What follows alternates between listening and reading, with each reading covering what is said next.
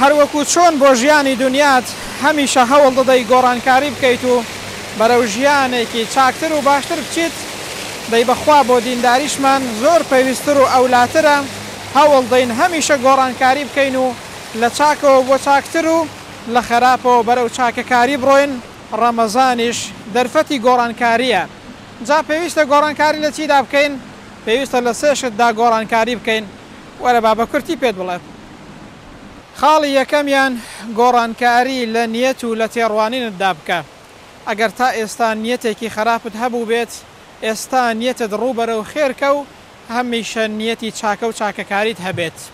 ئەنجا تێڕوانینت وابێ دەربارەی دنیا کە ئەو دنیاە کاتیە و قیامەت باقیە. خاڵی دووەم گۆڕانکاری لە کردارەکانتدا بکە و لە پابەندیت بە شەریعەتی خوای پەروەردگارەوە. جارێکیان لەگەڵ سایق تەکسیەکی سوار بووم، ڕەمەزان بوو. کاتێک کە سەرکەوتم دەبینم گۆرانی حەسەن زیرەکی هەڵکردووە.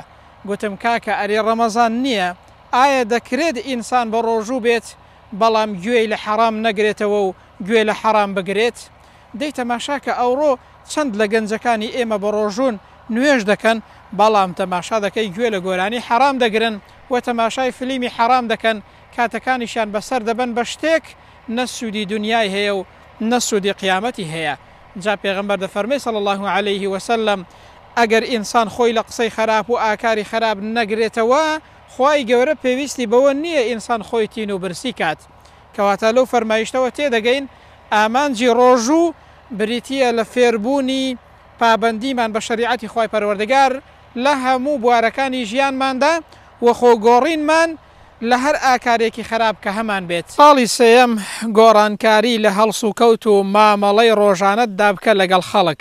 ئەگەر تا ئێستا لەگەڵ خەڵک نەگونجاو بوویت، خەڵک لێت ڕازی نەبوون، نەتوانیەوە وەکو پێویست خەڵک لێت ڕازی بێ و مەدارکەی لەگەڵ خەڵک، ئەو ڕەمەزانە دەرفەتە ئاکار و مامەڵە و ڕەوشت و هەڵس و کەوتت لەگەڵ خەڵکدا باشکە.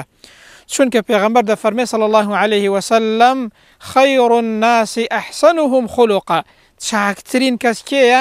ئەو کەسەیە کە ئاکار و ڕەوشتی زۆر جوانە، لەگەڵ خەڵکدا مەداری باشە و لەگەڵ خەڵکدا چاکەکارە. با هەمیشە خەڵک لێت ڕازی بێ و خەڵک لە دەست و زمانت ئەمین بێت.